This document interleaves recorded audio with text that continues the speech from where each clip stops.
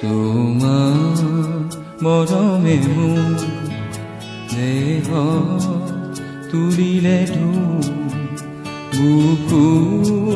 দিলে যে মুখ কি যে মিঠা মিঠা এনেকৈ কি যে হৈ গ'ল তোমাৰ মৰমে মুখ দেহ তুলিলে ঢুক বুকু দিলে যে মুখ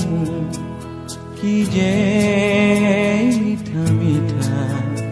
এনেকৈ কি যে হৈ গ'ল তোমাৰ মৰমে মুখ দেহ তুলিলে ঢুক বুকু দিলে যে মুখ কি যে